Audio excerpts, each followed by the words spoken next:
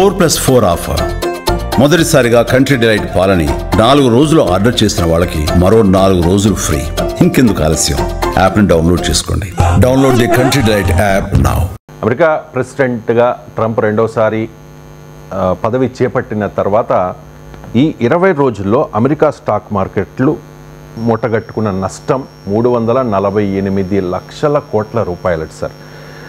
ఇది మన బడ్జెట్కు 7 ట్రంప్ భస్మాసుర హస్తం ఫలితం అని చెప్పేసి చాలామంది విశ్లేషకులు అభిప్రాయపడుతున్న పరిస్థితి. అమెరికన్ స్టాక్ మార్కెట్లు ఇంత భారీ స్థాయిలో నష్టపోవడానికి గల కారణం ఏంటి?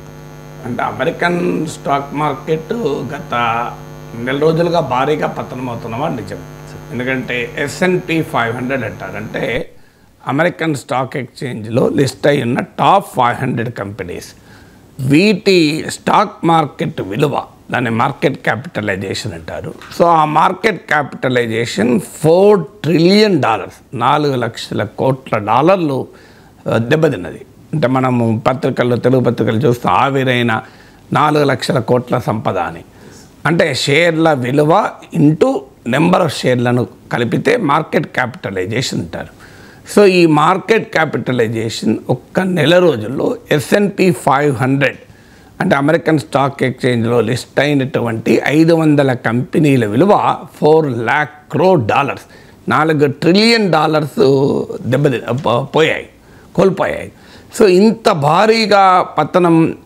అందులో ఇంట్రెస్టింగ్ థింగ్ ఏంటంటే టెక్ కంపెనీస్, అంటే డొనాల్డ్ ట్రంప్తో సన్నిహితంగా ఉంటున్న టెక్ కంపెనీస్ షేర్లు కూడా భారీగా పతనమయ్యాయి. ఇప్పుడు ట్రంప్కు అత్యంత సన్నిహితులైన ఇలాన్ మస్క్ కంపెనీ అయిన టెస్లా డిసెంబర్ నుంచి ఇప్పటి వరకు 50% వాల్యూ కోల్పోయింది. $800 బిలియన్ ఒక్క టెస్లా షేర్ వాల్యూ పడిపోయింది. $800 బిలియన్ డిసెంబర్ 2024 నుంచి ఇప్పటి వరకు తీసుకుంటే 50% పడిపోయింది. ఒక్కరోజే నిన్న ఒక్కరోజే మీకు లాస్ట్ సెషన్లోనే 1 డేలో 15% విలువ కోల్పోయింది. $125 బిలియన్ మార్కెట్ క్యాపిటలైజేషన్ టెస్లాదే ఆవిరైంది. మీకు ఒక్క 1 డేలోనే అంటే అమెరికన్ స్టాక్ మార్కెట్ ఏ స్థాయిలో పతనం అవుతుంది అనటానికి ఈ గణాంకాలు మనకు ఉపయోగపడతాయి. నేను ఇంతకుముందు చెప్పినట్లు S&P 500 వాల్యూ అంటే అమెరికన్ స్టాక్ ఎక్స్చేంజ్లో ఉన్నటువంటి 500 కంపెనీల విలువేమో $4 లక్షల కోట్ల, $4 ట్రిలియన్ పోతే 1 డే సెషన్లోనే, రీసెంట్ 1 డే సెషన్లో $750 బిలియన్ టెక్ కంపెనీలు కోల్పోయింది market cap.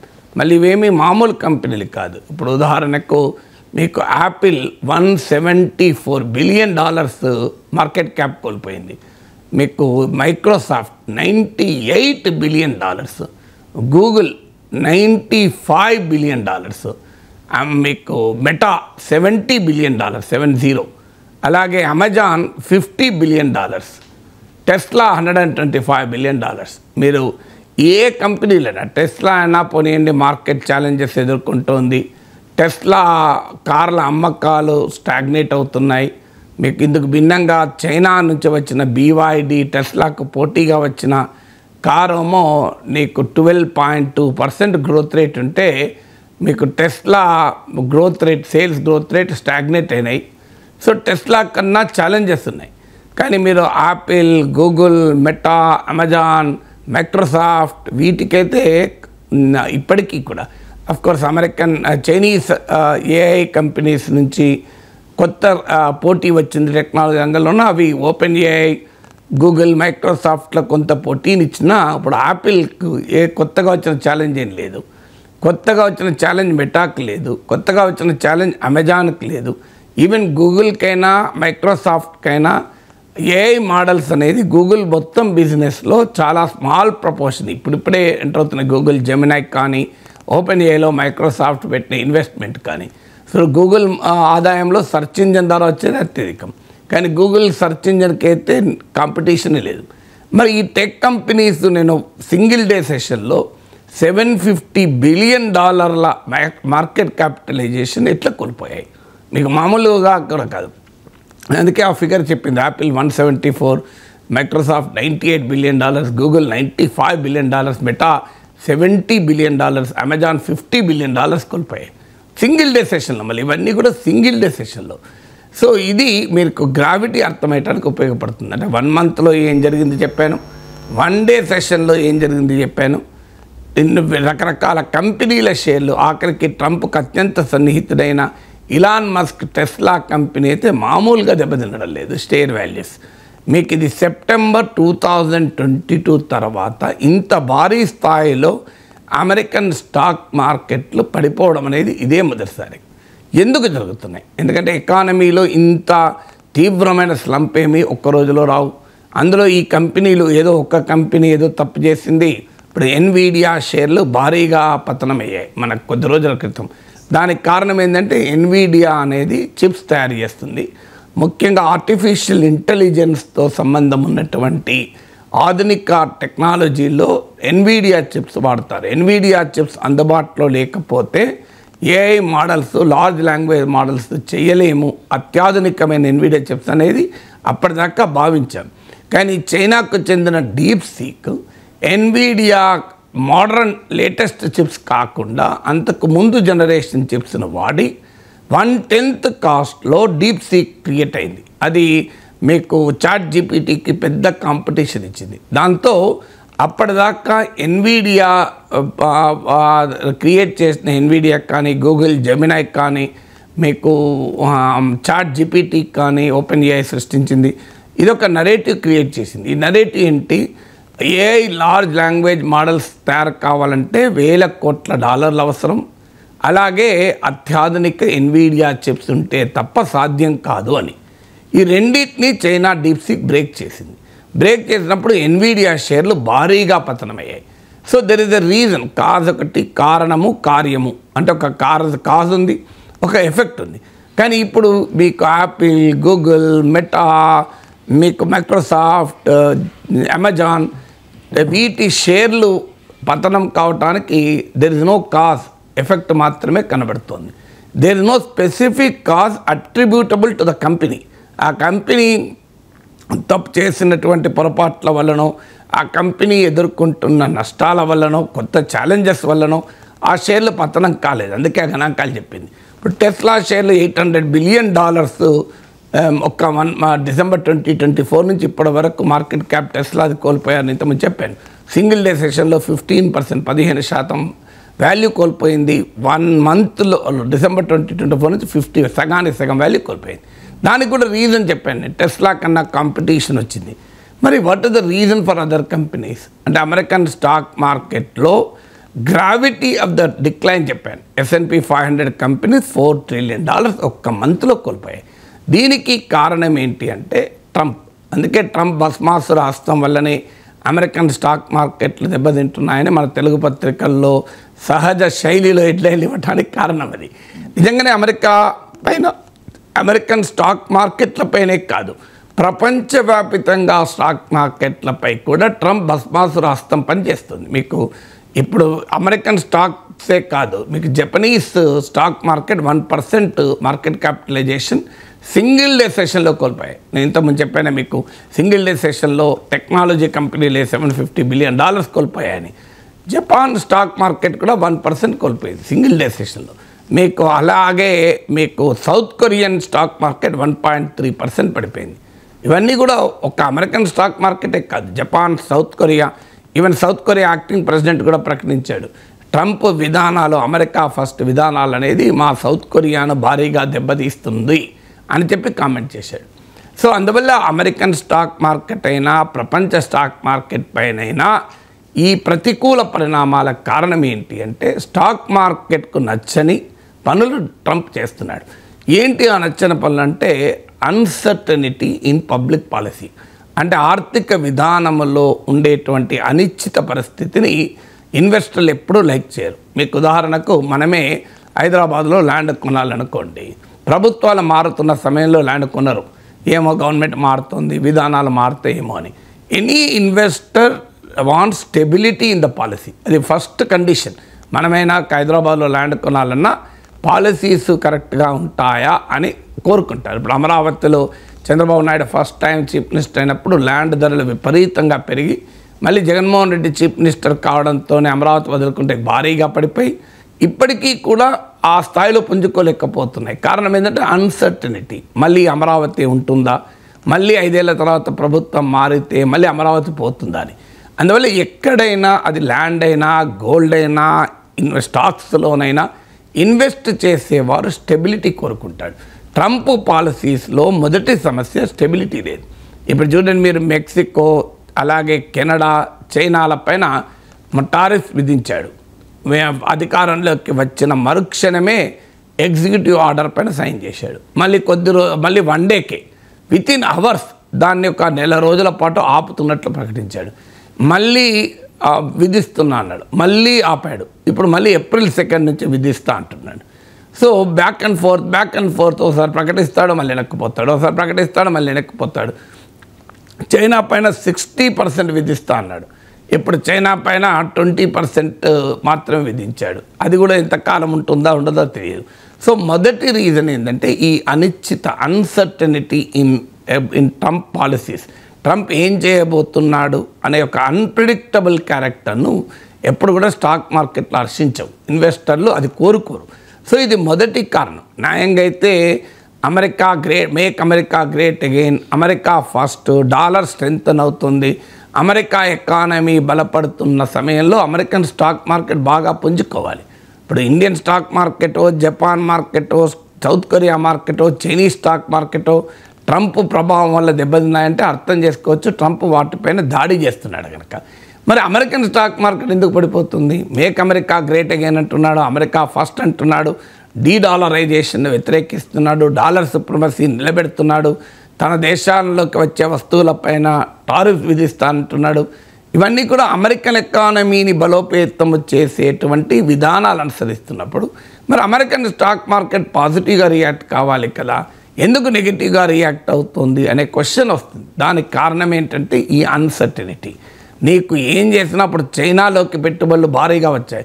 China communist country, క్యాపిటలిజానికి వ్యతిరేకం. అయినా ఎందుకు వచ్చాయంటే పాలసీ స్టెబిలిటీని కోరుకుంటారు. ఎప్పుడు కూడా ఇన్వెస్టర్స్ పాలసీ స్టెబిలిటీ, ఎందుకంటే ఇన్వెస్ట్మెంట్ చేసినప్పుడు పాలసీ కన్సిస్టెంట్గా ఉండకపోతే నష్టాలు అనుభవిస్తారన్న భయం ఉంటుంది. సో అందువల్ల ఇది మొదటి కారణం అన్సర్టనిటీ. రెండవ కారణం ఏంటంటే ట్రంప్ చేస్తున్న పనుల వల్ల కేవలం ప్రపంచంలోని ఇతర దేశాలు మాత్రమే దెబ్బతినడం లేదు, అమెరికా కూడా దెబ్బతింటోంది. మీకు అమెరికా దెబ్బతింటుందని దానికి ఉదాహరణ ఏంటి అంటే మీకు ఇండియన్ స్టాక్ మార్కెట్స్ నుంచి పెద్ద ఎత్తున ఫారిన్ పోర్ట్ఫోలియో ఇన్వెస్ట్మెంట్, విదేశీ పెట్టుబడులు ట్రంప్ వచ్చినప్పటి నుంచి వెనక్కిపోతున్నాయి.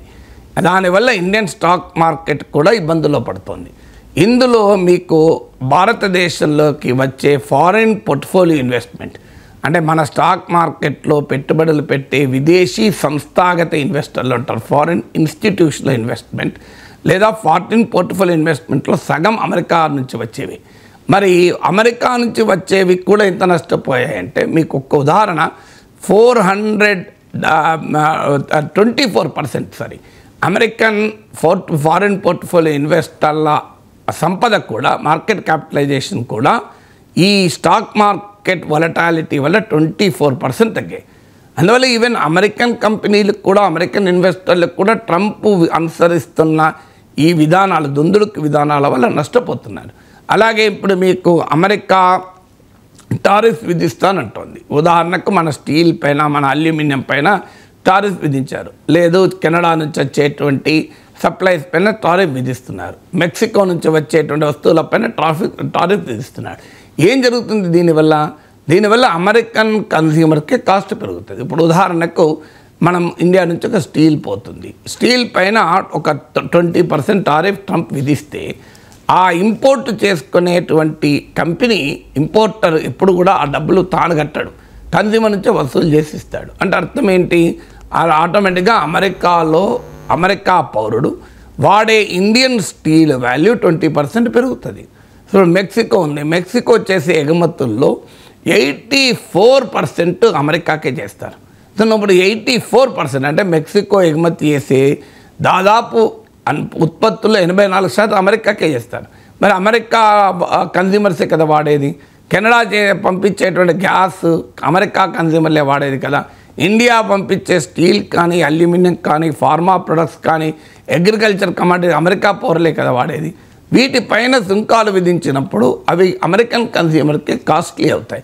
దానివల్ల అమెరికాలో ఇన్ఫ్లేషన్ పెరుగుతుంది. మీకు IMF స్టడీస్ కూడా 2016 to 20 ట్రంప్ అధికారంలో ఉన్న సమయంలో ఇలాగే టారిఫ్స్ పెరిగినప్పుడు అమెరికన్ ఎకనామిక్ గ్రోత్ కూడా దెబ్బతిన్నది, అమెరికాలో ఇన్ఫ్లేషన్ పెరిగిందని IMF స్టడీస్ కూడా చెప్తున్నాయి. అందువల్ల ఇది రెండవ కారణం. అంటే ట్రంప్ అనుసరిస్తున్న విధానాలు ఇతర దేశాలనే టార్గెట్ చేస్తున్న విధానాలైనా అది అమెరికన్ ఎకానమీని, అమెరికన్ కన్జ్యూమర్ని కూడా దెబ్బతీస్తున్నాయి. ట్రంప్ అనేది ఏంటంటే షార్ట్ టర్మ్లో ఈ ఛాలెంజెస్ ఉంటాయి, లాంగ్ టర్మ్లో అమెరికన్ ఎకానమీ బలపడుతుంది అనేది ట్రంప్ వాదన. కానీ ఇమీడియట్గానైతే అమెరికన్ కన్జ్యూమర్ కూడా దెబ్బతింటున్నాడు, అమెరికన్ ఎకానమీ దెబ్బతింటున్నాడు. ఇక మూడవది, దీనివల్ల ఏం జరుగుతుంది, అమెరికాలో ఇది ఏమైనా రిసెషన్కు దారితీస్తుందా? రిసెషన్ అంటే 2 క్వార్టర్స్ 2 త్రైమాసికాల్లో వరుసగా వృద్ధి రేటు నెగిటివ్ ఉంటే దాన్ని రిసెషన్ అంటారు ఎకనామిక్ పరిభాషలో. సో మాంద్యం అంటే చాలా పెద్దదని మనం అనుకుంటాం, కానీ వరుసగా 2 త్రైమాసికాలు కనుక నెగిటివ్ గ్రోత్ రేట్ ఉంటే it's called recession. In pure economics భాషలో the negative growth rate in 2 consecutive క్వార్టర్స్లో ఎప్పుడైనా నెగిటివ్ గ్రోత్ రేట్ ఉంటే వస్తుంది. సో అమెరికాలో రిసెషన్కు కారణం కావచ్చా ఈ విధానాలను అనుమానం కలుగుతుంది. దీనిపైన ట్రంప్ను అడిగారు, అమెరికాలో రిసెషన్ వస్తుందా అని. అప్పుడు ట్రంప్ సాధారణంగా ఏ ప్రెసిడెంట్ అయినా ఇన్వెస్టర్ల కాన్ఫిడెన్స్ను బూస్ట్ చేయడానికి రిసెషన్ వచ్చే అవకాశమే లేదు, ఐ డిస్మిస్ ఇట్ అనాలి. కానీ ట్రంప్ ఏమన్నాడంటే, I hate to predict things like that, నేను ఈ రకంగా అంచనా వేయడానికి అసహించుకుంటాను. There is a period of transition, అంటే ఈ పరిణామ క్రమానికి సమయం పడుతుంది. వీఆర్ డూయింగ్ బిగ్ థింగ్స్, మనం పెద్ద పనులు చేస్తున్నాం. వీఆర్ బ్రింగింగ్ వెల్త్ టు అమెరికాకు సంపద తెస్తున్నాం అన్నాడు. సో ట్రంప్ అన్న ఆన్సర్ ఏంది, I hate to predict things like that, there is a period of transition, we're doing big things, we're bringing wealth to America అన్నాడు. దీని మీనింగ్ ఏంటి, ఎక్కడా కూడా రిసెషన్ ఉండదు అని చెప్పలే, పైగా there is a period of transition అని డిస్క్లైమర్ ఇచ్చాడు, కేవియట్ ఇచ్చాడు. అంటే ట్రంప్ కూడా రిసెషన్ రావచ్చు అని అనుమానంలో ఉన్నాడు అనేది దీని మీనింగ్. ఎందుకంటే నార్మల్గా అయితే the question doesn't arise, there is no recession అని ఇన్వెస్టర్కు కాన్ఫిడెన్స్ ఇవ్వాలి. సో ఇన్వెస్టర్కు మీకు మన finance minister Nirmala Sitharaman statement చూడండి, స్టాక్ మార్కెట్లు పతనం అవుతున్నా కూడా ఏమని అంటారు, this is only a transitory phenomenon, Indian stocks are fundamentally strong, మన ఫండమెంటల్స్ గట్టిగా ఉన్నాయి, ఏం కాదు అని మనం అంటాం. కానీ no government leader will ever say recession వస్తుందా అంటే ఏమో రావచ్చు అనే రీతిలో మాట్లాడాడు. ఏమో రావచ్చు అని అనలేదు, కానీ క్లియర్గా there is a period of transition అని. ఇప్పుడైతే దాని మీనింగ్ ఏంటి, is not even ruling out, ఒక ఫామ్గా అమెరికన్ ప్రెసిడెంటే రిసెషన్ రూల్ అవుట్ చేయడం లేదు అంటే అమెరికన్ ఎకానమీలో రిసెషన్ ఫియర్స్ పెరుగుతాయి. ఈ స్టేట్మెంటు ఒక్క రోజులో స్టాక్ మార్కెట్ భారీగా పతనం కావడానికి కారణమైంది. నేను ఇంతకుముందు చెప్పిన గణాంకాలు, $750 బిలియన్ టెక్ కంపెనీల షేర్లు దెబ్బతినటానికి, టెస్లా కంపెనీల షేర్లు $125 బిలియన్ దెబ్బతినటానికి ప్రధానమైనటువంటి కారణం ఏంటంటే ట్రంప్ ఈ రిసెషన్ పైన చేసిన వ్యాఖ్యలు. సో తాజాగా సింగిల్ డేలోనే సెప్టెంబర్ 2022 తర్వాత ఇంత భారీగా ఒక్క రోజులో స్టాక్ మార్కెట్లో పతనమైంది ఇప్పుడే, ఈ సెప్టెంబర్ 2022, నియర్లీ 3.5 ఇయర్స్లో. కారణం ఏంటంటే ట్రంప్ రిసెషన్ పైన చేసిన వ్యాఖ్యలు. సో అందువల్ల డెఫినెట్గా ట్రంప్ ఎకనామిక్ పాలసీసు ట్రంప్ స్టాక్ మార్కెట్ను దెబ్బతీస్తున్న మాట నిజం. ఇప్పుడు ఇలాన్ మస్క్కే తీసుకుంటే ట్రంప్ అధికారంలోకి వచ్చిన వెంటనే మస్క్ టెస్లా షేర్లు విపరీతంగా పెరిగాయి. దాన్నే ట్రంప్ బంప్ అన్నారు. అంటే ట్రంప్ గెలుస్తాడు అనే నమ్మకంతో ఇలాన్ మస్క్ ట్రంప్కు మద్దతు ఇచ్చాడు, భారీగా ఖర్చు పెట్టాడు, millions of dollars Trump campaign ఖర్చు పెట్టాడు. ట్రంప్ గెలిచాడు. ట్రంప్ గెలవడంతోనే మస్క్ కంపెనీల షేర్లు భారీగా పెరిగాయి. దాన్నే ట్రంప్ బంప్ అన్నాడు.